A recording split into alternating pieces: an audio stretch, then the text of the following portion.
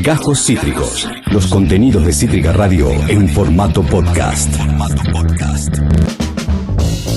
Esta es una nota que hace mucho tiempo teníamos ganas de hacer con una funcionaria que está ocupando un lugar importante, un lugar clave dentro de la estructura del gobierno nacional. Y voy a partir de una declaración pública que hizo que nos disparó, entre otras cosas, a que queramos entrevistarla. Escuchá esto, a vos te va a gustar, querido profe Vinieski. Tenemos 44.000 hectáreas de asentamientos en nuestro país. En el 90% no hay agua de red y sufren la carencia de agua. A eso me refiero cuando llamo a que pensemos y se hace una pregunta. ¿Cómo no aplicar un impuesto a la riqueza en esta Argentina desigual? La autora de esta frase, que yo suscribo hasta las comas, quiero decir, es Victoria Tolosa Paz, que es la titular del Consejo Nacional de Coordinación de Políticas Sociales, y además es concejala de honor en La Plata. Victoria, Daniel Tonietti, Rulo de la Torre, el profesor Vinieski, Eduardo Fabregat, te saludamos. Buen día, ¿cómo estás? Buen día a todos. Bueno, muchas gracias. Daniel, buen día, Rulo, y a toda la mesa, por supuesto. Buen día. Bueno, gracias por atendernos. ¿Estás a favor de un impuesto a las grandes fortunas como está impulsando un sector del Frente de Todos? Sí, Daniel, me parece que acertaste en la síntesis quizás de, no sé si fue una declaración o un tuit, uno ya no sabe dónde se expresa, pero claramente vengo reflejando en todo caso la preocupación más grande de una Argentina que tiene niveles de desigualdad muy profundos y que quizás muchos cuando livianamente se niegan a poder plantear un impuesto a la riqueza de manera excepcional o en todo caso plantear una escala impositiva en donde la Argentina pueda empezar a dar soluciones a esas 44.000 hectáreas, ¿no? Yo lo que trato de reflejar en ese número es que cuando vos decís, bueno, estamos rodeados de asentamientos, nadie dimensiona lo que son 44.000 hectáreas, ¿no? Siempre hablamos de las hectáreas de soja, las hectáreas plantadas para el negocio de la agroexportación, pero nunca hablamos de lo que son las hectáreas que tenemos como responsabilidad, como argentinos y argentinas, que debemos reconstruir en términos de garantizar todos los servicios y los derechos que ahí no están. Entonces me parece que quizás es muy gráfico en este tiempo que uno tiene más tiempo de pensar, que uno está en su casa, quizás muchos están enojados aún por la posible extensión de la cuarentena, pero muchos también les agarra ganas de empezar a comprometerse un poquito más con qué país nos va a dejar esta pandemia y qué país debemos y tenemos que tratar de construir o reconstruir a partir de lo que quede en el mundo y en la Argentina, ¿no? Entonces me parecía que era importante seguir ese camino de imaginarnos cómo es vivir en un asentamiento, cómo es vivir sin agua, cómo es vivir sin electricidad, cómo es no tener un mango en el bolsillo, ¿no? Estamos hablando con Victoria Tolosa Paz. ¿Por qué pensás que no está instalado el debate? Está instalado, ¿no? Pero tibiamente, no se conoce... Yo creo que tibiamente no es un debate, me parece, bueno, algunos sí, bueno, algunos comunicadores como vos y tu mesa posiblemente permanentemente están tratando de ayudar a la construcción de ese modelo de país en términos de que todavía la Argentina tiene un gran camino por desarrollar en materia impositiva que permita. Yo creo que ahí es donde está la clave de fondo. Tibiamente la Argentina en todo caso se anima a plantear algunas cuestiones como el impuesto a la riqueza en este contexto de pandemia, pero ¿hace cuánto en todo caso que somos conscientes? Yo hice una gran entrevista hace unos pocos días con un economista que a mí me fascinó con respecto a la fuga, ¿no?, de capitales y cuántas personas habían sido las que habían comprado y fugado, que era Horacio Robelli, creo que era en el programa de ustedes, y a mí me pareció sensacional ese cuadro de la todavía de esa desigualdad que muchos no ven. Yo me decía, ¿por qué no lo ven? Primero porque los medios concentrados prácticamente en muchos casos son socios de esos fondos, son socios de las inversiones, son socios de la fuga, son socios de muchas cuestiones, con lo cual las voces que nos quedan para ayudar a construir un pensamiento crítico con respecto a lo que debe pasar en la Argentina no son tantas. Y luego la dirigencia política, muchas veces, Daniel, pensando que tocar estos temas genera rispideces, genera encono, genera que te miren mal un sector, bueno, también no somos tantos o tantas las que nos animamos a decir estas cosas, primero porque hacemos política para eso, Daniel, o sea, si me decís por qué jóvenes militan hoy en el peronismo y siguen frente de todos en cada pueblo y en cada rincón de la patria, fundamentalmente porque quieren transformar esa realidad.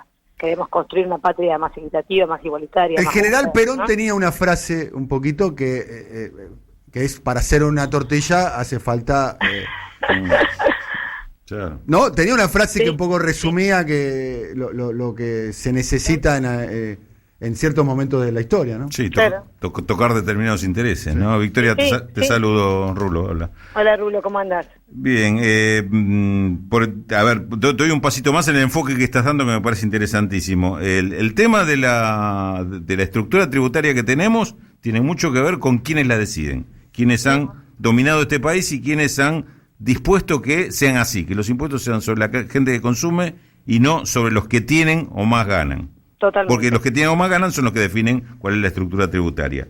¿Cómo se hace para cambiar esa raíz, digamos, que las políticas se puedan definir desde otro lado y sin la dependencia de que le tengas que pedir permiso a estos sectores? Porque claramente el problema, a ver, desde mi punto de vista por lo menos, está ahí, que aún gobiernos con buena voluntad de hacer justicia social, se encuentran con el problema que de repente no puedan hacer porque el Banco Central está muy condicionado por los bancos privados, hacer estos cambios impositivos, le van a hacer una campaña con tapas y qué sé yo cuántas cosas en contra en los diarios, bueno, todos estos temas que vos conocerás mejor que yo seguramente, pero Primero que comparto plenamente.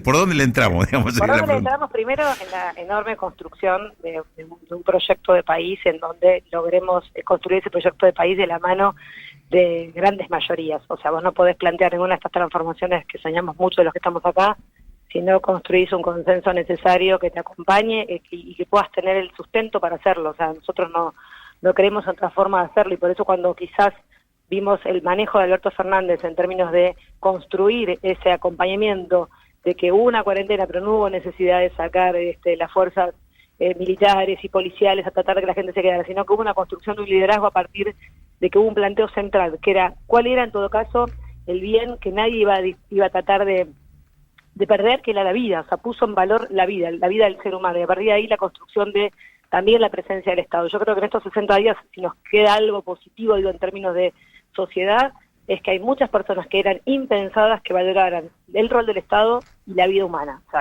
valoraban otras cosas, valoraban tener una casa, un auto, tener plata para irse al extranjero, bueno, y te lo digo, digamos, con conocimiento de causa, con sectores que me han escrito y se han acercado y que he discutido mucho políticamente y por primera vez ante el temor enorme de tener un enemigo invisible, no palpable, sienten un enorme respaldo y quieren apoyar y quieren respaldar a Alberto Fernández. Entonces, con ese capital lo que hay que hacer es empezar a repensar y ayudar, así como se ayudó a repensar el rol del Estado en estos 60 días a partir de la comunicación de Fernández, nuestro presidente, tenemos que ayudar a repensar. Y ustedes tienen un rol enorme y ayudan a la construcción de ese pensamiento. Porque nadie quiere dividir, o por lo menos una minoría sí quiere esa sociedad desigual. Pero después el 80% de los sectores que acompañan, desde la ignorancia en términos de cuál es el fondo de la cuestión cuando planteamos el impuesto a la riqueza, de cuando planteamos por qué el Estado tiene que asistir a los sectores más desprotegidos.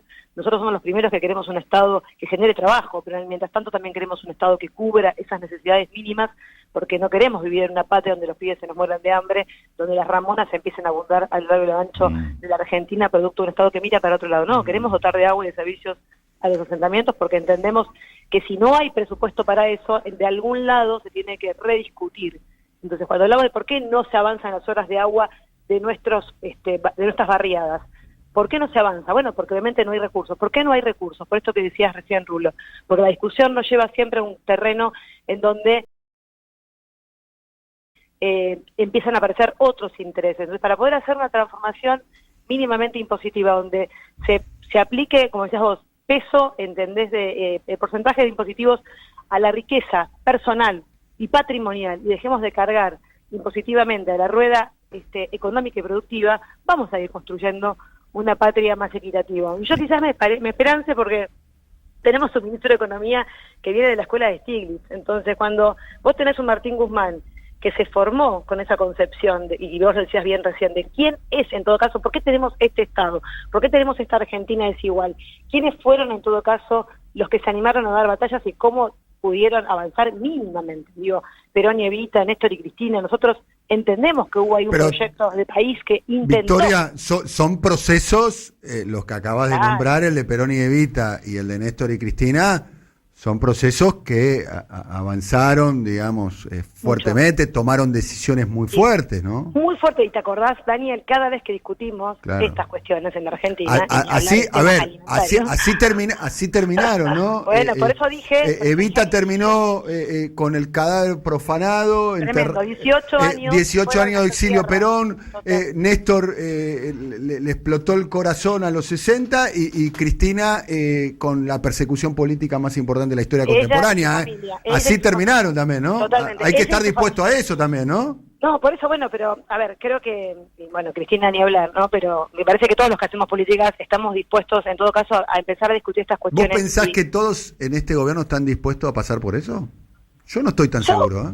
Mira, tampoco me parece que soy quien para decirlo. Creo que sí hay muchos hombres y mujeres que están dispuestos a transformar este país. Y el primero es el presidente de la Nación, y quiere transformar esta Argentina. Pero quiere transformarla desde un lugar, me parece que estos ejemplos que vimos recién también nos enseñan un camino a recorrer diferente. Yo creo que el primero que ve ese camino es Alberto Fernández, y que eligió en tiempo de pandemia no pararse sobre una grieta que todos somos conscientes que existe en la Argentina. La grieta, en todo caso, es la grieta de aquellos que tienen mucho y quieren seguir con esos privilegios. Si querés, vamos a la época del centenario, ¿no? 1919 existía esa y puntualmente, quería preguntarte, Victoria, ¿cuál es tu opinión acerca de que el Estado financie los salarios de los directivos de las grandes empresas? Trascendió ayer, por una información que publicó el Destape Web del periodista Ari Lijalá, que por caso integrantes del Directorio de la Nación como Saguier o integrantes del Grupo Techín están recibiendo asistencia del Estado para pagar sus salarios. Bueno, no es lo que piensa Víctor Tolosa Paz, es lo que ha definido un gobierno. Y el gobierno quiere asistir al conjunto de los trabajadores. Ayer lo escuchábamos, casi 2 millones de trabajadores. Después, de manera personal, comiéndome el asado, me puede gustar más o menos, ¿no? Pero a veces las decisiones políticas no tienen que ver todas con un pensamiento personal. Creo que en la mesa de decisión del ATP, de esta asistencia al trabajo y la producción, se juega en todo caso, en cada vez que está ese comité evaluador poniendo sobre la mesa, se pone la posibilidad de que no haya pérdida de trabajo. Después, en todo caso, discutiremos cuál es la historia de Techín, cuál es la historia del grupo Clarín, cuál es la historia de los grandes monopolios en la Argentina, cómo se han hecho una fortuna siempre también a costa del Estado, siempre a costa de un Estado asistido, perdonado, o un Estado, en todo caso, que ha permitido el crecimiento monopólico del sector. Hay varias cosas. Claro, pero eso es historia, pero la realidad actual es, y es una pregunta la que te traslado, sí. ¿Corresponde que el Estado argentino en estas circunstancias asista a empresas cuyos accionistas está documentado por caso tienen empresas offshore radicadas en guaridas fiscales y sus ahorros y sus ganancias están en el exterior? O sea, ¿tienen capacidad como para poder afrontar la crisis? ¿Corresponde que el Estado salga en la asistencia de ellos? Mira, en estas circunstancias. La pregunta que me haces la entiendo perfectamente. Creo que lo que te contesto es en función de lo que no es una cartera que me corresponde a mí. Claro, entiendo. Me estás metiendo en una situación estoy preguntando, compleja porque hay una definición. No es mi objetivo, no es mi objetivo. No, ya lo sé, pero digo porque quiero ser muy respetuosa también de quienes toman las decisiones en materia productiva. Y Culfas y Moroni en este caso, que son, y junto a Santiago Cafiero, quienes han definido el ATP, posiblemente hayan tenido que tomar decisiones que incluso a ellos personalmente, Daniel, no tengo ninguna duda, les deben resultar bastante incómodas, pero también están pensando de qué manera asisten a un conjunto de trabajadores que de no estar el ATP, hoy quizás están con una carta de suspensión. Entonces, hoy hablábamos, y todo tiene que ver con todo, ¿cuándo es el momento de dar algunas discusiones y cuándo no? Este no es el momento para mí de dar discusiones con respecto a poner de rehenes al conjunto de los trabajadores, y creo que eso es lo que primó en la decisión del ATP. Luego vendrán discusiones con respecto a otras cuestiones de estas famosas desigualdades que tanto nos duelen y que tanto en todo caso nos preocupan, de decisiones que van a tener una correlación en nuestro Congreso Nacional y que serán discusiones para largo. Pero creo que en este contexto de pandemia, con 60 días de inactividad, que haya un programa de esta naturaleza, mira, lo decía ayer Bárcena, Alicia Bárcena, la secretaria ejecutiva de la CEPAL, Daniel, y yo comparto. La Argentina tiene todo un camino de reconstrucción de sus políticas, tiene un camino muy largo. O sea, Santiago Cafiero, Cecilia Todesca, el equipo de gobierno, estamos en permanente comunicación y viendo de qué manera inteligente construimos ese Estado eficiente y cómo hacemos para que estas cuestiones, si queremos que no nos ocurran, no ocurran. Pero yo creo que acá que no es que es un Estado bobo. Yo creo que hubo una decisión de cuidar al conjunto de los trabajadores en esta etapa de la pandemia. Y cuando Techín despide a 1.450 trabajadores en plena pandemia, ¿no los toma de rehenes a ellos tampoco? Bueno, sí, claro que sí, lo viste el presidente de la Nación, lo que dijo y lo que hizo después de eso. O sea, Sí, eso motivó el decreto de impedimento de despidos y de suspensiones. Luego pueden hacer ellos, con el conjunto de los trabajadores y de los gremios, acuerdos. Ellos pactaron un acuerdo que fue refrendado por el Estado Nacional, ¿no? Bueno, por eso, pero ahí en ese acuerdo... El ministro Moroni lo firmó, podría haberlo rechazado, ¿no? Yo lo que digo, Daniel, es que ahí me parece que la competencia también del propio sector gremial que acuerda en conjunto de la representación de los trabajadores y los trabajadores una salida, y ahí me parece que, en todo caso me puede gustar o no, pero es un acuerdo que sucedió entre el conjunto de los trabajadores y sus representantes y la salida, en este caso una empresa. A mí tampoco me gusta que haya ni despidos ni acuerdos para eso, pero evidentemente no estoy en los zapatos de quien hizo ese acuerdo, y alguna razón del conjunto de trabajadores para darle esa potestad han tenido. Yo no creo que esos 1.500 trabajadores hayan firmado eso. Sí, recordemos la historia. Fueron 1.450 despidos, el presidente se opuso a eso, luego se sentó el grupo Techín con Gerardo Martínez de Uocra, llegaron a un acuerdo, ese acuerdo necesitaba ser refrendado por el Estado Nacional, el Estado Nacional a través del ministro Moroni refrendó ese acuerdo y los despidos finalmente se llevaron a cabo, se hicieron real. Esa es un poco la historia. Está bien, pero ahí me parece, Daniel, que también te olvidás de la parte, digamos, para mí no es que te olvidas, sino que hay una cuestión, digamos, de las libertades, ¿no? Y la libertad en este caso, de la libertad en términos de qué eligieron esos trabajadores con el conjunto de sus representantes gremiales. O sea, cómo nosotros como Estado vamos a ir en contra de una decisión. La libertad de aceptar un despido en pandemia, te la discuto. Pero yo no digo que sea, o sea, lo que digo en este término, vos me decís, el Estado que hizo, Alberto Fernández, señaló la cuestión y firmó un decreto de protección. Ahora, el conjunto de los trabajadores con los representantes hicieron este acuerdo para esta salida. O sea, ¿qué herramientas teníamos ahí? ¿Vos decís negar el acuerdo? ¿Suspender, digamos, la decisión de los trabajadores y su representante gremial? La respuesta es sí. No lo sé. Bueno, la respuesta... La verdad que creo que ahí, no sé, legislemos en todo caso de qué manera vamos por arriba de las decisiones de los representantes sindicales. ¿No? O sea, discutamos otra cuestión de fondo. Entonces, ¿por qué los trabajadores se someten a un sindicalismo que en todo caso los lleva a esa situación de aceptar lo que pasó? Es inaceptable en todo caso en tiempo de pandemia, que es que haya despido. Claro. Pero como vamos abriendo discusiones. Creo que la misma discusión en el fondo. Y otro planteo que Fernanda Vallejos, que es diputada nacional de la coalición oficialista del Frente de Todos, planteó la posibilidad que la asistencia... Cuando hablamos de asistencia al Estado, no estamos hablando de una decisión que toma Alberto Fernández, Moroni o Santiago Cafiero. El Estado somos todos y generalmente el Estado está financiado por los más pobres, que son los que destinan todos sus ingresos a sobrevivir, a comprar alimentos. Los más pobres no evaden, porque no saben. Porque todo lo que ingresa se consume y se paga. Cuando hablamos del Estado estamos hablando generalmente de la Argentina y cuando hablamos de la Argentina estamos hablando de los 40% de pobres que hay en la Argentina. Me imagino que el número ahora debe estar un poquito más arriba. Y Fernanda Vallejo planteaba, y te lo planteo a vos, Victoria, a ver qué opinas, de que a mí me parece perfecto, de que está claro que el Estado tiene que salir a asistir a las empresas. Nadie puede estar en contra de eso, ¿no? Por lo menos. Y más para conservar la fuente de laburo. Eso me parece bastante razonable. Uno entiende el espíritu de la medida. La pregunta es, ¿no debería haber una contrapartida por parte de las empresas? Este proceso se está dando en Europa, por caso, y se dio en Europa en el caso del año 2008, que en Alemania se dio mucho, que dice, bueno, ustedes necesitan plata, ningún problema. Toma, acá la tenés, dame acciones de la empresa.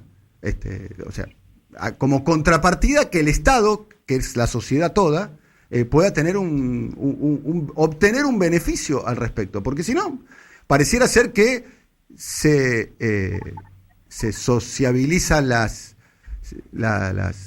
pérdidas, ¿no? Cuando las empresas le va mal, los asiste el Estado, y cuando las empresas le va bien, las ganancias las fugan a las empresas de opción.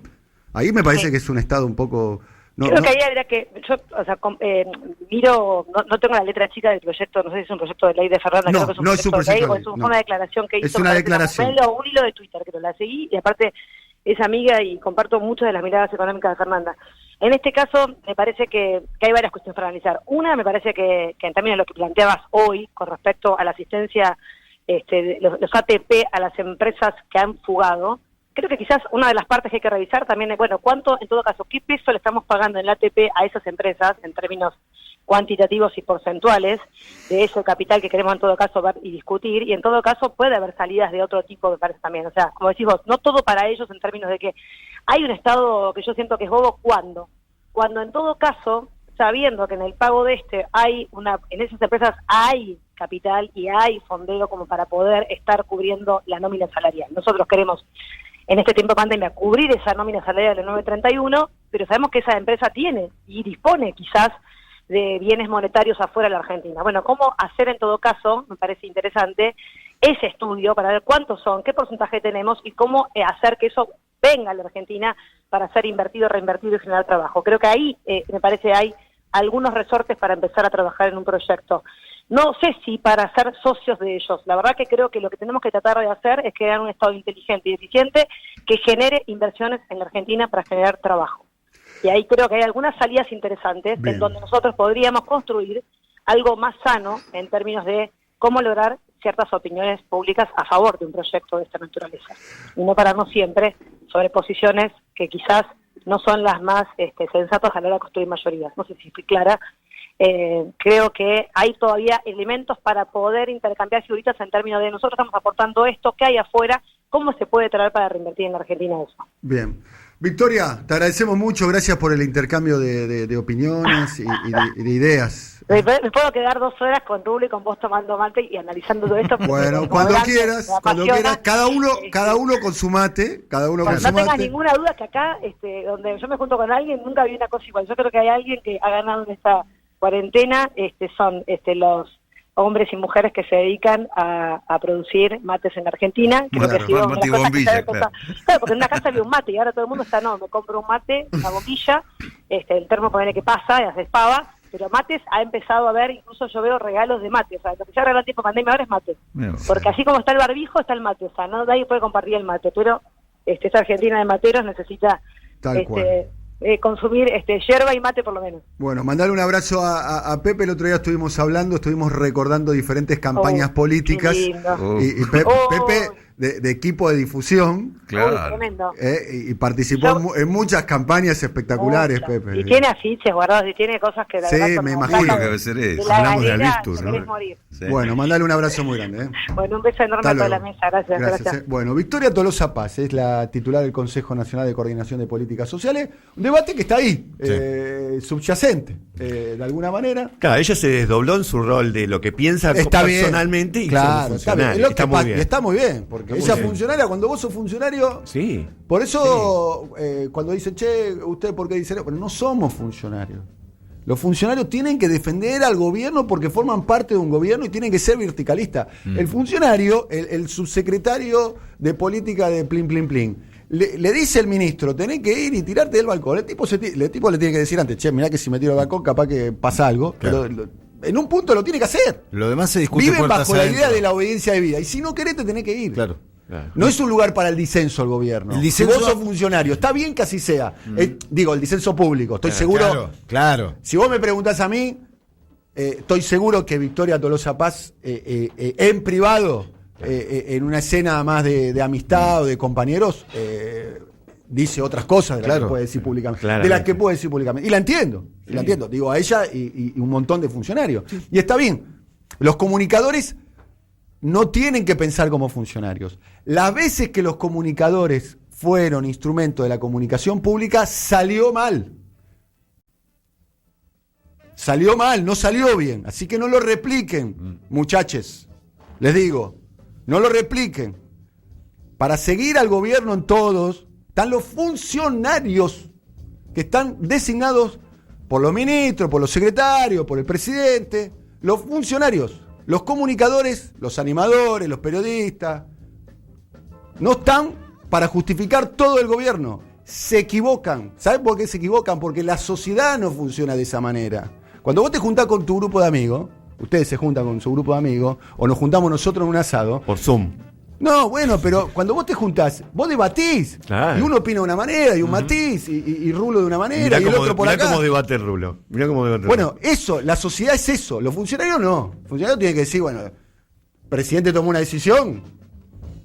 Vos sos secretario de medio, por ejemplo, profe. Sí. El presidente toma una decisión, al otro día a la mañana vos te parás en un micrófono y lo que tomó el presidente lo defendés. Claro, lo único que falta es que diga, no estoy tan de acuerdo con lo que dice. No podés. Claro. Bueno, pero es el sos primer- funcionario. Suele ser el primer no sos acto- comunicador. Suele ser el primer acto de salidas de funcionarios. Cuando un funcionario expresa un disenso, y incluso si lo hace de manera muy fuerte, está casi como pidiendo la salida, ¿no? Es una manera también. Especialmente si sos del Poder Ejecutivo. Claro. Digamos. Una cosa es el gobierno y otra cosa es el frente electoral o la fuerza política. En la fuerza política puede haber algún tipo de Disenso público. de disenso y demás. Acabas de escuchar Cajos Cítricos.